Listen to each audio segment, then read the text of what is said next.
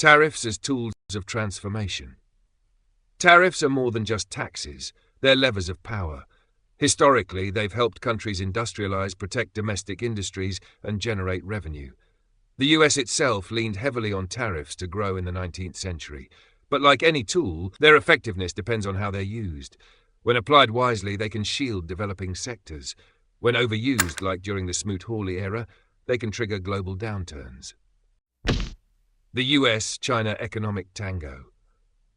What's most striking is how the US, in its bid to counter the Soviet Union, unintentionally turbocharged China's rise. The Cold War calculus made short-term sense: bring China into the fold, tilt the balance, but few foresaw that China would master the global economy's playbook so quickly. The US gave China access, capital, and technology.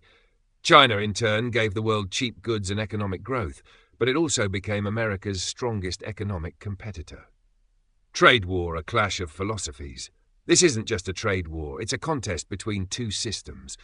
The US runs on open markets, private enterprise, and global alliances. China blends state-led capitalism with strategic planning and long-term vision. Tariffs, in this context, aren't just about trade. They're about influence, norms, and who gets to set the rules of the future. The big picture. I think we're entering a new era, not a repeat of the Cold War, but something more fluid and economically intertwined.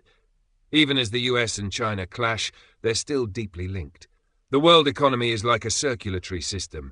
You can't just cut off a major artery without consequences. Final thought. The ultimate question is, can these two giants compete without wrecking the system they both depend on? And can the rest of the world navigate between them without being forced to pick sides? The future might hinge on how wisely both sides wield their tariffs, not just as weapons, but as signals of strategy and strength.